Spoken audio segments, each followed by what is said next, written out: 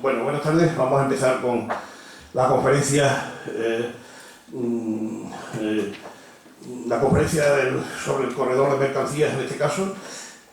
Yo lo que les tengo que decir es que en los últimos tiempos parece que se habla mucho del tren. Que se recuerde, así se ha hablado, muchas noticias, muchos momentos de todo ello. Hemos leído, por ejemplo, que Adif reconoce que la situación extremeña es inexplicable, por ejemplo. También saca o dice que hasta que a final del año 2017 se va a contratar el último de los tramos entre Cáceres y Badajoz. ¿Cómo se va a terminar en el 2020 o en el 2019 la obra si estamos todavía haciendo los últimos tramos? Luego, por otro lado, también nos dice que, o sobre todo el reportaje del hoy nos habla de que hace falta mucha plataforma de AVE, sobre todo de entrada a las capitales extremeñas. También se leía, por ejemplo, que Cataluña recibe 20.000 millones para obras o de obras públicas, sobre todo de obras de licitación. Andalucía ha recibido 22.000 millones, Castilla y León 16.000 millones. Coincide con las regiones más desarrolladas, naturalmente en AVE, son las que han recibido mayor dinero, mayores fondos del Estado. Esto va en contra de los que hablan, por ejemplo, de Cádiz, que dicen que es una ciudad que tiene AVE y, sin embargo, es la provincia de mayor paro de España. Extremadura solo ha recibido 4.000 millones y es la 11ª región, digamos, en recepción de fondos del Estado. El problema, yo creo, que nos siguen engañando todo el mundo, naturalmente. Por supuesto, en el 2020 no tendremos AVE ni nada que se le parezca. El estado de las vías sigue estando caótico. Vías de ancho español, no el internacional, que es el que lleva el AVE. Vía única, hay que parar un tren para pasar otro, es que va en sentido contrario. Paso de la plataforma AVE a la vía tradicional cada 2x3, naturalmente no están hechas las entradas sobre todo a las ciudades extremeñas, a las estaciones de las ciudades extremeñas, naturalmente. En total faltan del orden de 30 a 40 kilómetros de plataforma que no se harán ni se han hecho. El director de hoy le llama a la plataforma Frankenstein porque está hecha a cachos y a trozos. ¿Cuándo estará terminada? Es mi pregunta. Pero además falta lo mayor, que es un tramo de AVE que no está ni proyectado. Yo creo que ni en los tableros de Adif, desde Plasencia, sobre todo a Pantoja, hasta llegar a enlazar con la línea AVE de Badajoz-Sevilla, para llegar a Madrid, naturalmente. Son unos 190 kilómetros con un coste en torno a los 2.500 millones de euros. Dígame ustedes de dónde se saca ese dinero. Nos siguen engañando, naturalmente, y por supuesto tenemos muchos problemas para que tengamos la plataforma y el AVE terminado, no en el 2020, yo diría que en el 2025. Luego, por otro lado, les puedo decir que con este estado de cosas, es un caso poco probable que esté terminada la electrificación en el 2020. Solo será, además, de parte del trayecto de Badajoz a Plasencia. Pero yo llevo viviendo en Badajoz mucho tiempo y, como dice, por ejemplo, Teresiano Rodríguez, he viajado a Plasencia muchas veces y nunca he echado de menos un tren para ir a Plasencia.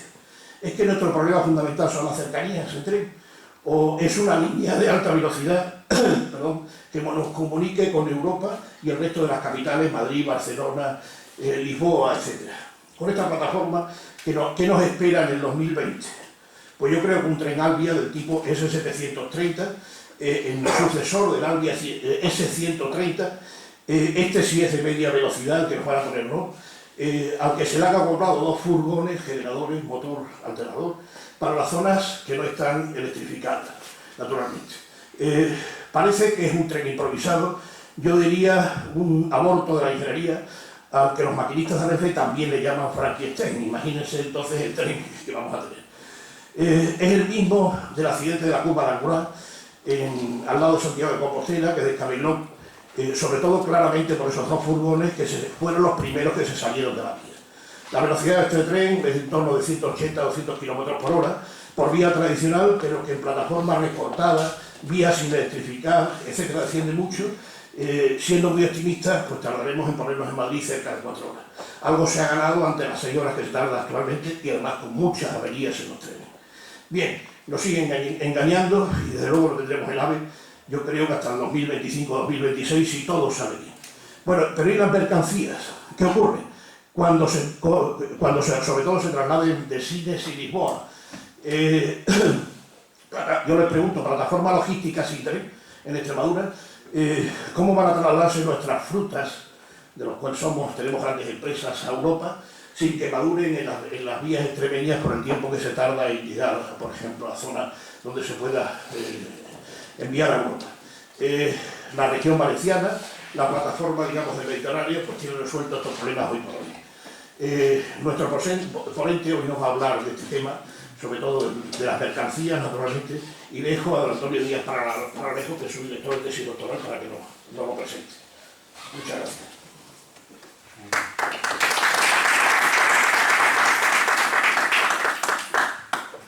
Sí, ¿se oye? ¿Ahora? Ahora, vale. Muy bien, muchas gracias, Fernando. Buenas tardes a todos, bienvenidos pues, a este acto aquí en este magnífico escenario y salón de la Real Sociedad Económica Extremeña de Amigos del País. Damos comienzo pues, a la presentación tanto de la conferencia como del conferenciante.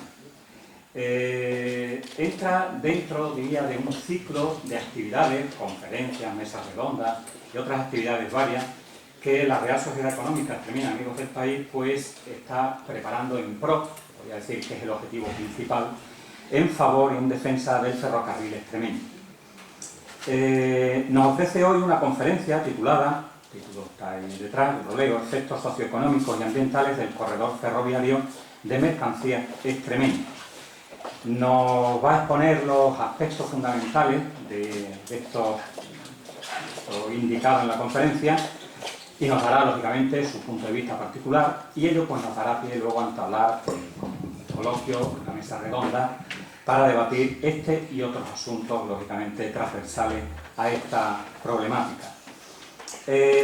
Paso a presentar a nuestro conferenciante, Juan Francisco Coloma Miró, ingeniero de Caminos, Canales y Puertos por la Universidad Politécnica de Madrid y, como bien ha dicho Fernando, pues doctor por la Universidad de Extremadura en el Departamento de Ingeniería Mecánica, Energética y de los Materiales, cuyos directores de tesis pues, fueron Montaña Jiménez Espada, profesora también de la Universidad, en la Escuela Politécnica, y ahora mismo pues, también concejala en el Ayuntamiento de Cáceres, lleva la Concejalía de Medio Ambiente e Infraestructuras Estratégicas, y por mí, Antonio Díaz Paralejo, profesor también en la Escuela de Ingenieros Industriales de la Universidad de Extremadura, y actualmente pues, en el vicerrectorado o vicerrector de Infraestructuras de la Universidad de Extremadura. Don Juan Francisco Coloma pues, es profesor en el área de Ingeniería e Infraestructura de los Transportes del Departamento de Construcción de la Universidad de Extremadura, con 16 años de docencia, tanto en Ingeniería Técnica de Obras Públicas, grado de Ingeniería Civil, máster universitario en Investigación, Ingeniería y Arquitectura. Ha sido investigador responsable y coordinador del Grupo de Investigación de Ingeniería, que lleva por nombre Betancourt, si quiere indicarnos por qué. Sí. Miembro de la Asociación Científica Foro de Ingeniería del Transporte y de una asociación también europea de comunicaciones, una red europea de comunicaciones y de investigación en actividades del transporte. Investigador principal de un convenio entre la Universidad de Extremadura y el Gobierno de Extremadura para el desarrollo de un proyecto de investigación sobre la línea convencional Mérida-Puerto Llano. Investigador también del proyecto Ecotraffic, un programa estatal de investigación, desarrollo e innovación por el Ministerio de Economía y Competitividad. Autor de diversos proyectos de ingeniería civil, algunos como el tramo de la autovía A58, EXA1, EXA4, la Ronda Sur de Badajoz y el desdoblamiento de avenidas aquí muy próximas, como la avenida de Elvas y la carretera Valverde. Autor de 5 publicaciones en revistas científicas relacionadas con el transporte y también autor de más de 20 comunicaciones a congresos de ingeniería nacionales e internacionales en el ámbito de los transportes. Es coautor del libro Infraestructura, indexado en 3 catálogos internacionales. Bueno, tampoco me voy a extender más, simplemente con este pequeño esbozo del currículum de nuestro conferenciante, pues solo me resta agradecerle su presencia aquí y pasarle la palabra para que nos cuente pues todo lo que ya nos sugiere. Cuando quieras, Fernando. Pues muy bien, gracias. Efectivamente existe la tendencia de que me equivoque, lo cual estoy encantado de que me comparen con mi tío, que también es ingeniero de caminos, profesor de la universidad, en fin, el que ejerce de padre aquí en Extremadura, y lo cual pues le agradezco lógicamente también su presencia. Por supuesto, muchas gracias a Antonio por la presentación, a Fernando y a Antonio García Salas, que son un poco los que bueno, me llamaron para ver si quería participar en este ciclo de jornadas en defensa del ferrocarril. Y bueno, pues para mí realmente pues, es un orgullo y una satisfacción que cuando se hable del ferrocarril pues acuerden de mí, ¿no? En este caso pues un profesor de Politécnica de Ingeniería Civil. Y bueno, pues tengo muchas caras por aquí conocidas, en fin, agradecer a todos pues que hayáis elegido esta hora, que entiendo pues que mucha gente pues igual le puede venir mal o prefería estar haciendo otra cosa, pues que esté interesado y venga aquí para escuchar cosas del ferrocarril.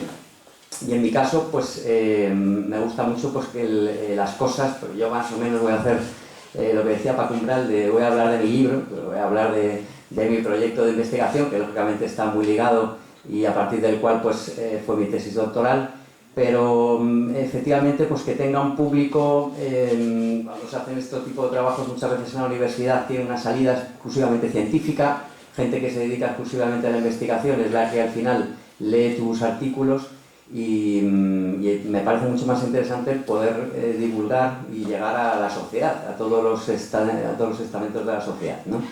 Y en este caso pues puedo mencionar un poco aquí a algunos amigos míos de tenis, porque tenemos un notario, un inspector de Hacienda, tenemos todo el elenco de la sociedad representado y al cual pues ya os digo que os agradezco el que hayáis estado. Bueno, el nombre de la ponencia es, ya han comentado, efectos socioeconómicos y ambientales. Yo como ingeniero de caminos, evidentemente, estos temas no los conozco tanto en profundidad, pero sí que efectivamente al final pues no te queda otra y tienes que meterte en cosas que realmente son importantes y pueden hacer o pueden incidir en que una administración tome una decisión, y en este caso, como iremos viendo, pues es hablar de un corredor, puesto que aquí hablamos siempre de todos los corredores ferroviarios que hay en Extremadura, pero el que vamos a hablar nuestro es el que se abogó en su momento como mercancías, que en su día pues, fue prioritario para Europa, la red transeuropea ya lo contemplaba como tal, estamos hablando del año 2010, es decir, hace relativamente poco, que luego pues, fue defenestrado por la presión del lobby del corredor mediterráneo y en este caso el gobierno de esa época, estaba pues, José Blanco de ministro, decidieron suprimir ese eje. Y pues claro, nos quedamos con esa sensación de decir, bueno, se han eliminado esto lógicamente de los presupuestos, de la financiación que teníamos de Europa, y por tanto parece que se iba a olvidar uno de este corredor.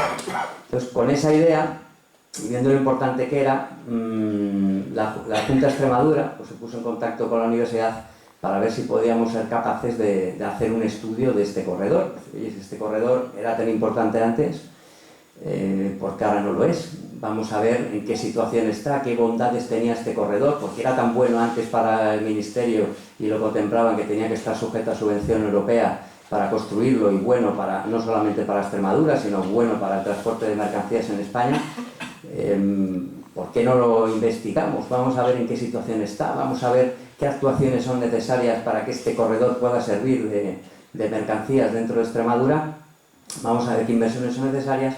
Y luego, como digo, pues el efecto colateral que puede tener esta inversión, vamos a ver cuáles son los efectos socioeconómicos que en una región, digamos subdesarrollada, como es Extremadura con respecto al resto de España, pueda tener una inversión de este calaje.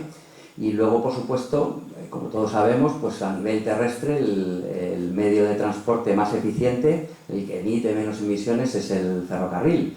Entonces, pues vamos a ver qué efectos ambientales positivos puede tener el uso del ferrocarril dentro de Extremadura. Vamos a ver el ahorro de emisiones que pudiera tener.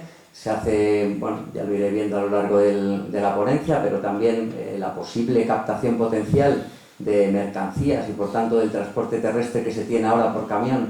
Vamos a ver qué capacidad potencial tiene de transporte este corredor por ferrocarril y por tanto qué ahorro va a tener de emisiones y cómo podemos cuantificar luego esas emisiones a nivel económico, ¿no? Que al final es lo que siempre nos interesa, ¿no? O por lo menos nos importa.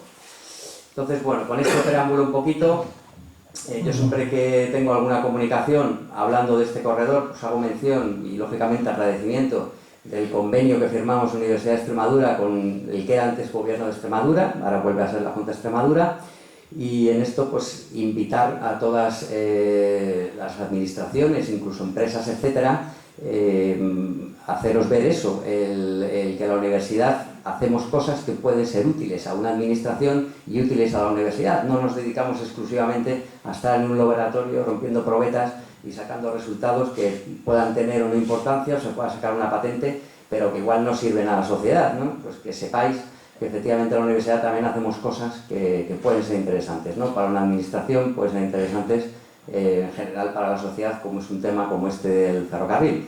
Cuanto al... voy a hacer publicidad, ya que me dijo mi director Antonio, el tema del grupo Betancourt.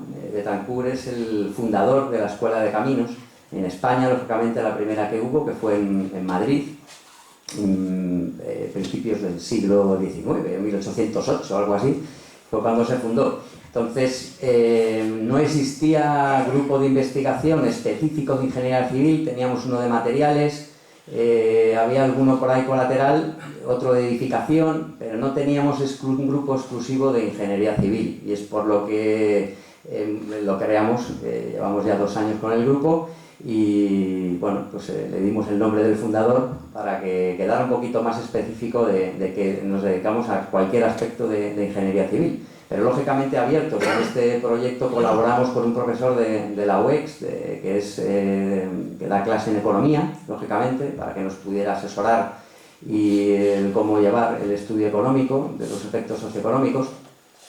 Y luego pues contamos también con un arquitecto, que curiosamente parece que tiene más feeling, o las investigaciones que él realiza parece que siguen más una línea parecida más a la nuestra, y por eso está en nuestro grupo. Y como digo, pues no nos cerramos exclusivamente a lo que serían ingenieros de caminos, pero bueno, ese es un poco como se creó por ingenieros de caminos, y queríamos un poco pues hacer referencia, un guiño a lo que fue nuestro fundador, y por eso se llama el grupo Betancourt. Bueno, voy a controlarme un poco el tiempo para tampoco no enrollarme mucho, porque lógicamente estoy convencido, y viendo un poco que me gusta que haya tenido buena acogida, estoy seguro que a más de uno pues os va a gustar el hacer alguna pregunta. Yo, dentro de mis posibilidades, pues contestaré, pero lógicamente podemos entrar en debate y en ideas que se puedan tener, o sentimientos que se puedan tener cada uno, pues lo transmitís perfectamente. Entonces trataré, dentro de lo que cabe, que pueda ir un poco rápido, en ese sentido pues acabar en tiempo para tampoco aburrir demasiado, ¿no? Entonces, bueno, la investigación tenía básicamente 3 partes, como digo: la ingeniería, el estudio socioeconómico, el estudio medioambiental. Evidentemente, cuando nosotros hablamos de una inversión, lo primero que tenemos que saber es qué es lo que hay que hacer. Entonces, pues efectivamente, lo primero que hicimos fue, vamos a ver en qué situación está esta línea. Vamos a ver qué necesitamos para que esta línea funcione. Básicamente, hicimos 2 partes. Una parte que sería, oye, ¿qué necesitamos para que esta línea esté funcionando con mercancías? Lo básico, mínimo que necesitamos, porque es que ahora no se mueven mercancías por ese corredor. ¿Por qué? Pues entre otras cosas porque tenemos traviesas de madera, sí, que decimos, no, es que Extremadura es la única región, junto con Murcia, que no tiene ningún tramo de línea electrificado. ¿Ningún tramo? Ningún tramo. Pero no es ya solo eso, que efectivamente no tenemos ningún tramo de kilómetro de línea electrificado, es que tenemos traviesas de madera, como se tenían en el siglo XIX. Es que tenemos carriles todavía con la marca de MZA, Madrid, Zaragoza, Alicante, que estaba cuando no existía Renfe. O sea, antes de Renfe tenemos carriles, y lógicamente donde el tren está pasando. ¿Qué pasa? Pues que evidentemente cuando tú quieres transportar una mercancía, resulta que Adif te prohíbe el uso de esa línea, porque sabe que es peligroso, sabe que puede descarrilar, etc. Se está limitando a 8 toneladas por eje, ahora mismo el transporte de mercancías en esa línea, y Europa lo que nos está pidiendo es que las líneas ferroviarias de mercancías pues aguanten 25 toneladas por eje. Pues esta es un poco la pretensión. Luego, por otro lado, es la longitud de los trenes. O sea, nosotros necesitamos trenes que sean eficientes. Nosotros necesitamos poder transportar trenes lo más largo posible para, lógicamente, economizar ese transporte de mercancía. Un fabricante o un vendedor, efectivamente, de fruta, de aceite, o principalmente vino, tomate, que es lo que tenemos mucho aquí en Extremadura, pues lo que busca siempre es el transporte lo más rápido posible y lo más barato posible. Entonces, si conseguimos tener trenes que ahora como máximo pueden ser de 400 metros los que circulan en nuestra red, pues si conseguimos trenes de 750, que es lo deseable por Europa, o mínimo 600, que es lo que nos estamos planteando, pues evidentemente todo eso va a economizar y va a reducir el coste de las operaciones, ¿no? Y luego, por otro lado, también es importante lo que ha comentado Fernando, el tema de los nodos logísticos. Si no tenemos un gestor que gestione lo que es el transporte de mercancías, siempre se nos van a encarecer estas mercancías. Si yo tengo un gestor que me garantiza que yo meto material en la plataforma logística aquí en Badajoz, voy a Lisboa y que solo pago ese transporte, es decir, el retorno en vacío no va a ir en vacío porque ya se va a realizar otro transporte de mercancías gestionadas, pues me ahorra pues justo la mitad de coste de lo que tengo para transportar mis mercancías. Entonces, ese tipo de gestor y nodos logísticos son fundamentales para efectivamente también poder optimizar y reducir los costes que este tipo de transporte tiene. Bueno, entonces, recordando, como decía, lo que era la Red Transeuropea de Transporte, que nace, lógicamente, con un buen fin. Europa dice, oye, nosotros queremos tener una red que una personas y mercancías dentro de la Comunidad Europea y, lógicamente, vamos a sacar unas líneas prioritarias. Esas líneas pues, van a estar subvencionadas porque nos interesa a toda Europa para hacer este transporte de mercancías y personas. Entonces se hacen dos redes, la red básica y una red global que se llama. Entonces la red básica es un poco la que tiene ahora financiación, tiene que estar finalizada en 2030, la global pues la que tiene que estar en 2050 y lógicamente no es objeto ahora de ningún tipo de financiación. Entonces bueno, pues en 2010, como veis por aquí, teníamos un eje, que era este, el eje 16, que nacía en Algeciras, Sines, se unía por aquí en Ciudad Real, en Alcázar de San Juan, Madrid, Zaragoza, pasaba por un túnel de baja cota debajo de los Pirineos hasta Toulouse y de Toulouse a París. Era, por tanto, uno de los 30 ejes prioritarios que tenía Europa, pero como veis, aquí existía una zona vacía de lo que era el corredor mediterráneo. No tenían corredor ni Valencia ni Barcelona. Lógicamente se quejaron, hicieron un lobby de presión bastante fuerte y a nivel político presionaron para que eso se cambiara. Entonces, bueno, pues esto es un detalle de cómo es esta zona que ya hemos explicado. Esta es la situación actual que tenemos por el mecanismo Conectar Europa, donde se pone un dinero para poder llevar a cabo esta red. Se reducen los ejes nada más que a 9 ejes y dentro de la península ibérica tenemos dos corredores, el Atlántico, Central Atlántico, porque tiene un trámite aquí central, Atlántico, que se parece un poco a lo que era el eje 16, pero donde se suprime completamente lo que es estos Mérida, pues de Mérida a Puerto Llano queda totalmente suprimido. Este corredor atlántico, bueno, habló la semana pasada Antonio, que siento no haber podido estar por temas de trabajo, daba súper liado con un proyecto que tenemos junto con la Universidad Politécnica de Madrid y me fue imposible asistir, pero me hubiera querido gustar ver el tema porque está muy ligado también un poco a nuestro corredor. Y además estoy totalmente de acuerdo con que tenemos que denominar. Cuando queremos hablar de un corredor tenemos que bautizarlo. Y nosotros es lo primero que hicimos. O sea, nosotros si queremos defender algo tenemos que bautizar. Entonces, el corredor este que tenemos nosotros de Mérida a Puerto Llano, que ahora sacaré otra transparencia donde se vea un poco mejor, lo bautizamos como COFEMANEX, Corredor Ferroviario Manchego Extremeño. Quisimos que apareciera la palabra manchega, porque claro, tenemos el corredor no puede morir en Ciudad Real. El problema es que la situación nuestra deficiente del ferrocarril, cuando llegamos a Ciudad Real nos encontramos en la misma situación. Tenemos otros 100 kilómetros hasta llegar a Puerto Llano, que se encuentran también con traviesas de madera o con traviesas bibloque, en una situación igual de desangelada. Pero la diferencia de Ciudad Real y en general de Castilla-La Mancha con Extremadura es que ellos sí que tienen alta velocidad, es que ellos tienen unida con alta velocidad todas sus capitales de provincia. Con lo cual, cuando le hablas del corredor que une a Portugal o que pasa por Extremadura, pues Ciudad Real mira para otro lado y dice, mira, no me cuentes tu vida, que yo no quiero saber nada. Entonces, claro, teníamos que de alguna forma involucrar también a Castilla-La Mancha con la necesidad de ese corredor, hacerle ver la bondad de ese corredor, lo bueno que es invertir sobre este corredor de mercancías, lo beneficioso que va a ser para, en este caso, las dos regiones, el tenerla funcionando, ¿no? Y es por eso por lo que le llamamos el corredor ferroviario manchego-extremeño. Bueno, que es este que ven aquí en rojo, tiene 300 kilómetros, de los cuales pues aproximadamente 200 son en Extremadura y 100 son en Castilla-La Mancha. Y bueno, nos marcamos unos objetivos que yo creo que más o menos ya los he comentado: conocer la situación actual, ver qué actuaciones son necesarias y poder hacer una programación de la inversión lógica. Todos entendemos que puede ser mucho dinero, todo es relativo, lo de mucho dinero. Cuando veamos ahora los importes, igual algunos echan las manos a la cabeza y dicen qué barbaridad, ¿dónde vamos a sacar ese dinero? Pero si lo comparamos con otro tipo de actuaciones o vemos en lo que es el coste kilómetro, porque son 300 kilómetros de línea ferroviaria, pues claro, pues eso tiene que tener un coste, ¿no?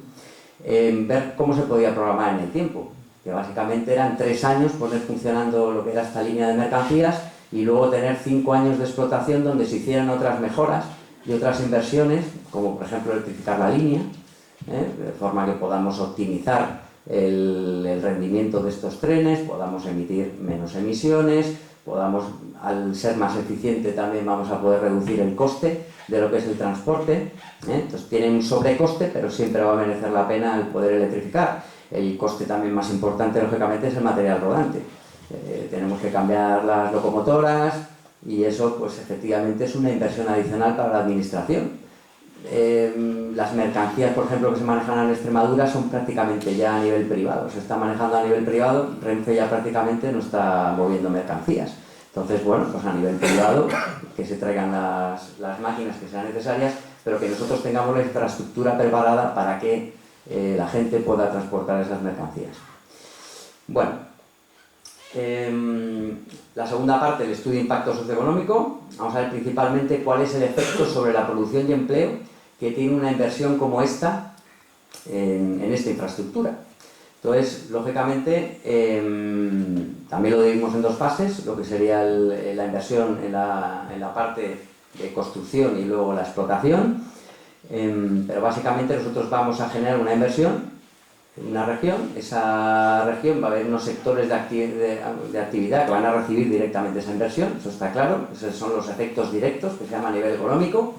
Principalmente el sector de la construcción va a ser el beneficiado.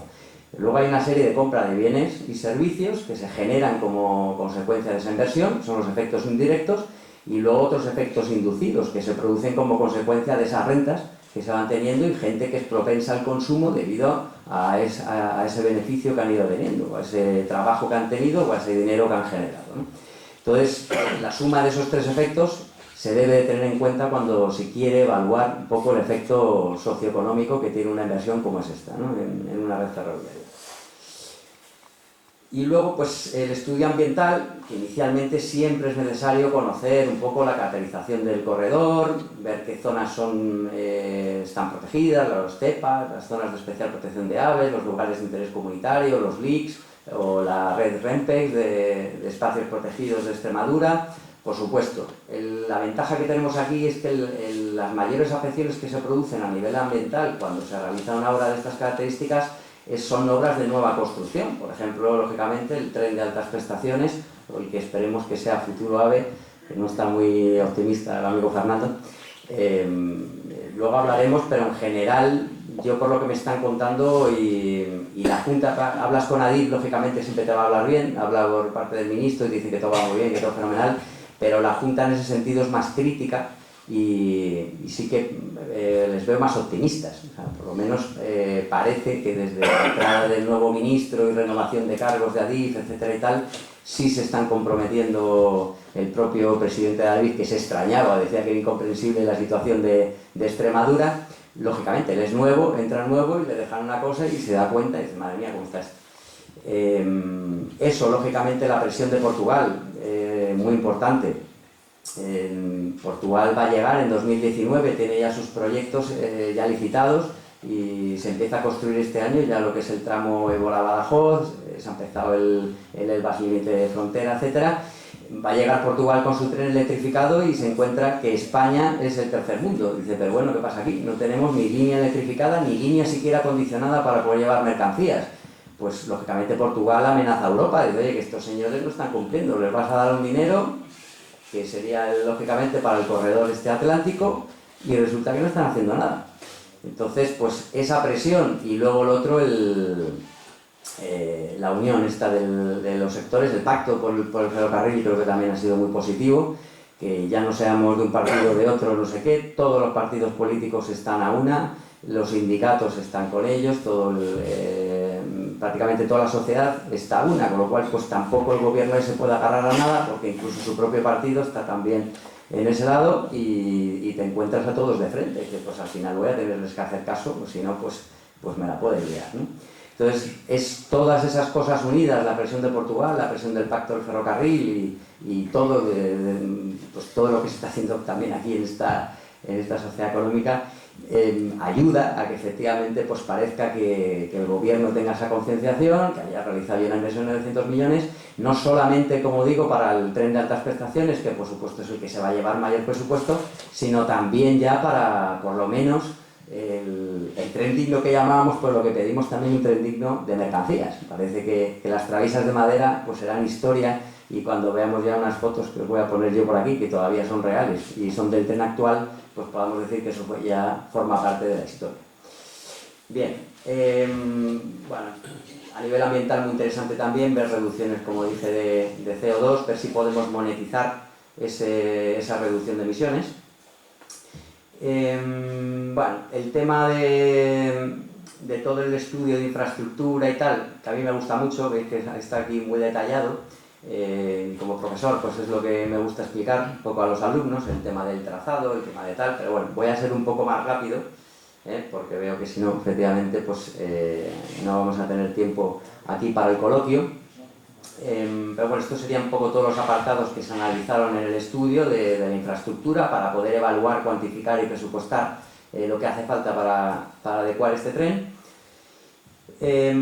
Muy interesante también ver los nodos logísticos, qué posibilidades tenemos de gestión de estas mercancías. Extremadura, la Junta está apostando muy fuerte por estos nodos logísticos.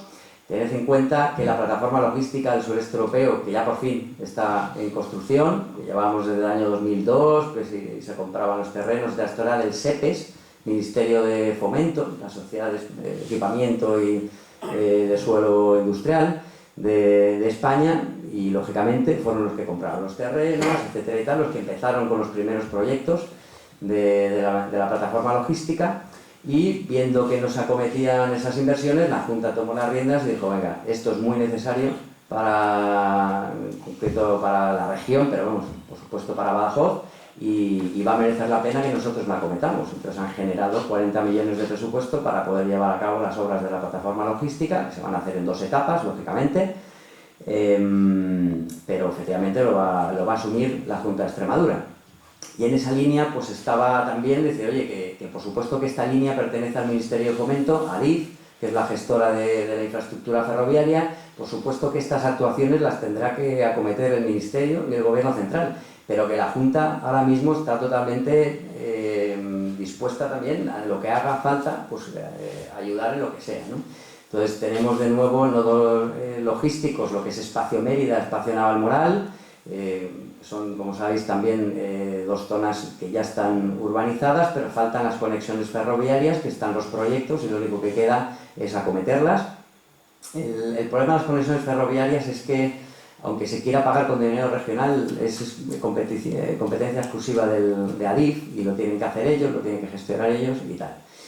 y eso pues siempre ralentiza un poco, pero en principio pues también están en ello y eso ayudará al tema. Y por supuesto que con el tema del tráfico de mercancías y pasajeros, si no fuera por la Junta de Extremadura, que ahora mismo pues, financia con 3 millones de euros aproximadamente todos los usos de ferrocarril que no están dentro de las OSP, de las obligaciones de servicio público que tiene el Ministerio de Fomento, que son prácticamente un tren al día y en unos determinados recorridos. El resto de usos que tiene el ferrocarril dentro de Extremadura los sufraga la Junta de Extremadura.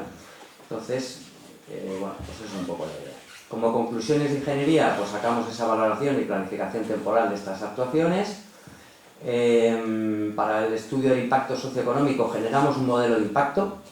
Esto nos ha sido bastante complicado porque este tipo de estudios de impacto socioeconómico que generan algún tipo de inversión están ya bastante estudiados, han hecho a nivel de infraestructura, por ejemplo en la 92 en Sevilla, y un estudio bastante completo que nos sirvió también de antecedente y de referencia. Y se hace muy bien a través de las tablas input-output, que se llaman, que son prácticamente conocer dentro de una región, en este caso Extremadura, cuál es el efecto normal de un dinero que se mete en una actividad, pues ver cómo repercute en otras, ¿no?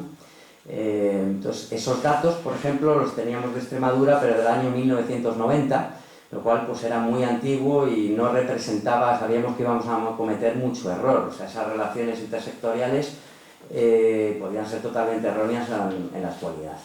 Entonces, lo que tuvimos que hacer fue adaptar las tablas estas input-output, cogerlas de una región que tiene mucha más productividad que Extremadura, pero sí que la relación intersectorial es parecida, que es precisamente Castilla-La Mancha, la que teníamos al lado y con la que queríamos, como digo, colaborar. Entonces, de esas sí que teníamos tablas input-output, mucho más recientes, de 2008, y fueron un poco nuestra referencia.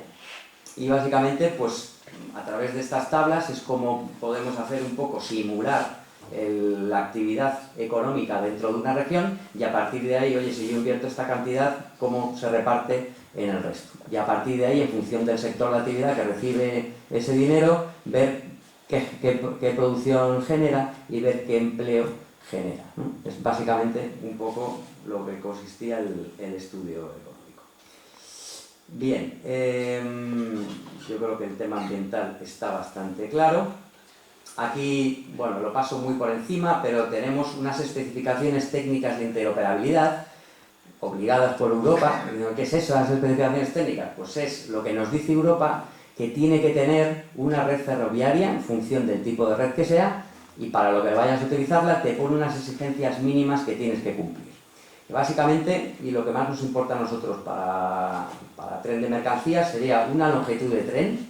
Entonces, esta línea que tenemos aquí roja serían líneas existentes que queremos acondicionar y preparar, perteneciendo no a la red principal, sino a la red global. Pues sería lo que es ahora mismo el tramo nuestro de Mérida a Puerto Llano. Dejó de pertenecer a la red principal, que era antes como eje 16, ahora no pertenece al eje atlántico, y por tanto pertenece a una red global que se supone que tiene que estar ejecutada en 2050.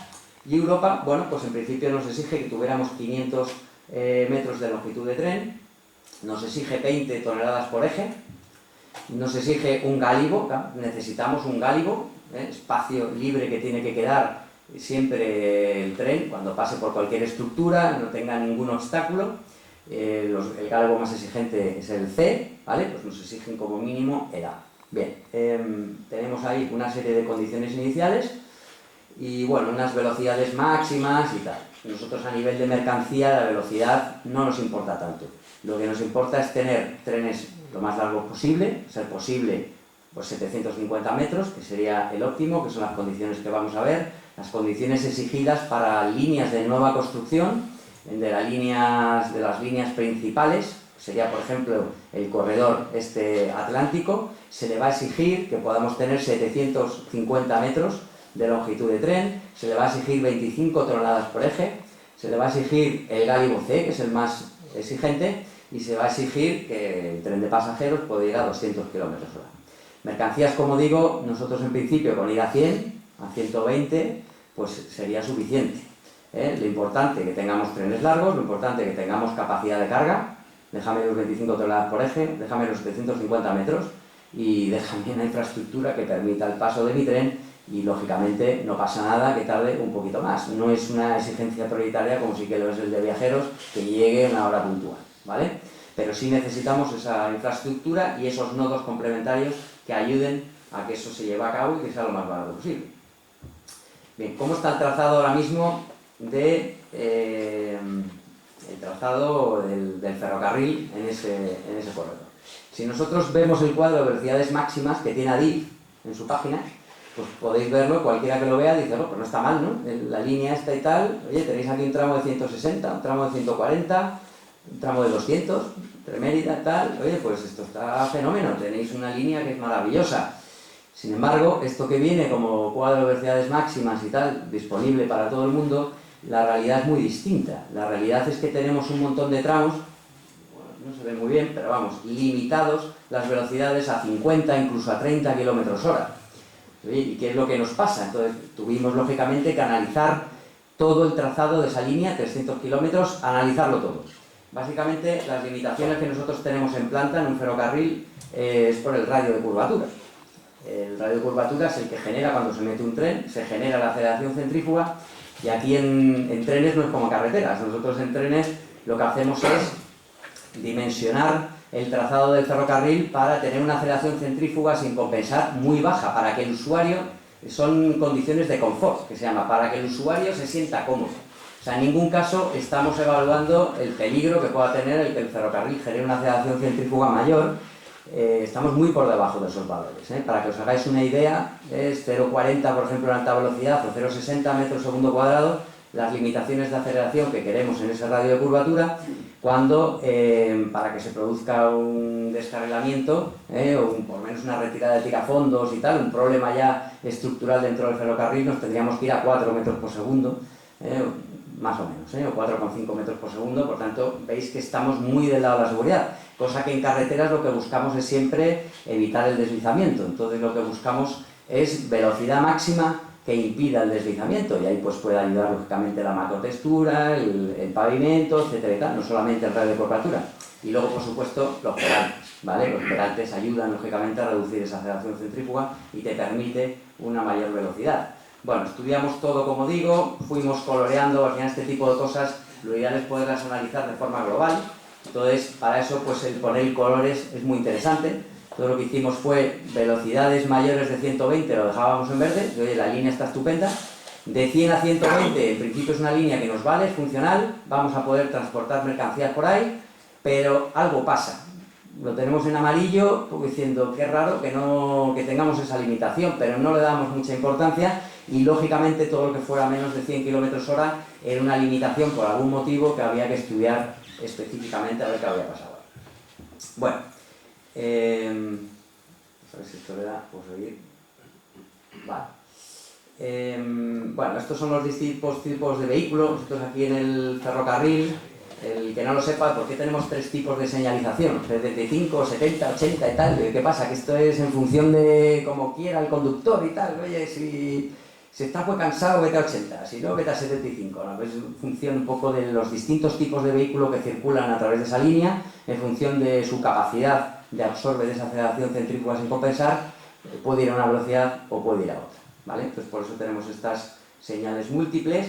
Hicimos aquí un cuadro donde se ve bastante bien. En línea azul serían las velocidades máximas que se pueden alcanzar en esta línea por condición exclusiva de trazado. Es decir, si yo tuviera unas buenas traviesas, un buen carril y mi balasto colocado, podría ir a esas velocidades que están en azul. En rojo son las velocidades reales que se tienen en esta línea. Entonces, ¿qué es lo que pasa? Que tenemos tramos donde existe una diferencia enorme. Por trazado podríamos ir pues casi a los 200 km hora y resulta que van a 50. ¿Por qué? Pues porque tenemos esto ahora mismo, que igual no se ve ahí muy bien, pero no es una foto del lejano oeste ni de una película de John Wayne, sino es del tramo que tenemos entre Castuera y Cabeza de Buey, ahora mismo. Si os vais, tal. ¿Qué es ese cable? Pues ese cable es precisamente el que activa ahora mismo los desvíos. Son desvíos mecánicos, los desvíos con cable los que tenemos ahora. Por supuesto no son electrónicos, y bueno, pues hace todo de forma manual, está muy bien, es una especie de museo del ferrocarril, lo cual es muy interesante, verlo, tal, muy divertido. El problema cuando ves que el tren está funcionando ahí, dices, oh, pues ya no es tan divertido todo el museo, porque claro, tienes una cierta peligrosidad, tienes bloqueos telefónicos, no son bloqueos automáticos. ¿En qué consiste el bloqueo telefónico? El bloqueo telefónico es que solo puede haber un tren entre estación y estación. Y hasta que no aparezca el tren en la estación, no llama al tío de la estación y dice, Pepe, que ya ha venido el tren, macho, deja pasar el otro. Y es así. Ahora mismo, la situación que tenemos en diversas partes de Extremadura, pero en concreto en este corredor, es esa, o sea, con bloqueo telefónico y claro, pues se reduce la capacidad, la línea está totalmente saturada, dice, pero ¿cómo está saturada si van 2 trenes al día y tal? Pues claro, está saturada porque no puedo meter ningún otro tren, aparte de que no tengo capacidad, como se me ocurra meter una mercancía me lo van a rechazar, pero bueno, el de viajeros pues tampoco puede, aunque sea, no, voy a 30, a 40, no puedo meter otro tren porque efectivamente existe cierto peligro y está saturada la línea, circulando solamente 2 trenes al día. Bueno, sin embargo tenemos otra zona, que es lógicamente la que se ha beneficiado de lo que es la construcción del tren de altas prestaciones, Badajoz-Mérida. Tenemos una línea ya renovada, paralela a lo que va a ser la plataforma del tren de altas prestaciones, con sus, ¿veis? Una línea lógicamente sin electrificar, ancho ibérico, sigue teniendo algún tipo de carencia que nos gustaría que no tuviera, pero sí que efectivamente es una línea que ya parece un poco más del siglo XXI, por lo menos del siglo XX, no la línea del ferrocarril de John Wayne, como digo. Bueno, pues tenemos tramos en Extremadura, en concreto este no pertenece al corredor Mérida-Puerto Llano, pero sí Badajoz-Mérida, que también fue objeto del estudio, porque al final lo que queríamos era ver un poco desde el que el ferrocarril llegue a España, en este caso Badajoz, la plataforma logística, cómo podíamos llevar las mercancías, como ha comentado un poco pues, Fernando, todas las mercancías ahora con el tema del canal de Panamá, que se nos ha abierto la tercera esclusa que permite pues, barcos de mayor calado y que vengan de China directamente a Europa, las mercancías han aumentado bastante. Bueno, Sines está casi cumpliendo las previsiones que nos dijo hace un par de años que vino a la Universidad de Extremadura a darnos una comunicación. Está cumpliendo sus expectativas, es decir, está creciendo casi 3 veces el manejo de contenedores que llevaba hace 2 años. Y claro, esas mercancías pues, hay que buscarle una salida. Muchas efectivamente va a ser un barco que luego va a ir a donde sea, Algeciras o algún puerto, Rotterdam o tal, pero mucha mercancía demanda Sines que pueda ir por la península ibérica, que puedan transportarla. Y no solamente un poco que es lo que se está haciendo ahora con el tren de altas prestaciones y dicen, no venga, no os preocupéis que va a ser una línea mixta, que vais a poder llevar las mercancías y tal cual. Aparte de todos los problemas que tenemos, en Pantoja, por ejemplo, Toledo, que allí se conecta con la línea de alta velocidad que es exclusiva de pasajeros, como digo, una línea que se proyecta de pasajeros, no puede circular mercancías por todas estas exigencias que estamos viendo. Tenemos ese problema de conexión, pero con dependencia de eso estamos teniendo ahí un cuello de botella, es decir, queremos que todas las mercancías pasen por Madrid. ¿Y por qué tienen que ser gestionadas en Madrid? Si yo igual lo que quiero es llevarlo al Puerto Levante. Entonces, la salida de Puerto Llano es muy interesante, aparte de todas las comunicaciones que va a tener en Extremadura, desde oye, yo quiero ir a Algeciras, pues posiblemente por Puerto Llano y cogiendo la línea, Puerto Llano Algeciras, pues podemos acceder mucho mejor. Pero es que todos los puertos del Levante los tenemos mucho mejor comunicados y no necesitaríamos llevarlo a través de Madrid. Entonces son cosas muy interesantes que hacen muy útil esta línea que queríamos defender y que, como he dicho antes, la bautizamos como Cofemanes. Bueno, en alzado, madre mía, voy a pasar el tiempo. Esto es normal, que empiezas a divagar y cuando se divaga, pues mal asunto. Bueno, voy a tratar los 10 minutillos, a ver si en 10 minutillos consigo liquidar. Pero bueno, el trazado en alzado es muy importante a nivel de mercancías. El ferrocarril siempre se limita, tiene unas limitaciones de pendientes mucho más que la carretera. Tiene una rodadura, sabéis que es metal con metal, por tanto tiene muy baja lo que es el coeficiente de rozamiento. Y eso es muy bueno porque efectivamente con muy poco esfuerzo generas un gran avance y puedes transportar un montón de mercancías, pero el único problema es claro, la seguridad que pueda tener al arranque, que es como se dimensionan los trenes. En rampa tienes que ser capaz de arrancar tu locomotora con todas las toneladas que lleves detrás y en la peor de las rampas, ¿no? Entonces, eso hace que estas pendientes se limiten. Sin embargo, las pendientes que tenemos en Cofemanex son muy buenas. Esto que veis aquí de 15, 16, 17 son milésimas, por tanto sería lo que todos conocemos aquí de carreteras y tal, pues sería el 1,7, 1,6% de pendiente nada más que tenemos. Entonces, bueno, esto el caso es que nos permitiría transportar más de 1000 toneladas con un tren, una locomotora de las que están circulando, diésel convencional, que está circulando ahora mismo por la línea extremeña. Entonces, ahora mismo transportamos 400 toneladas más o menos, es lo que se viene transportando, alguna más, 500 o por ahí 30 contenedores, es como mucho lo que se viene transportando, pero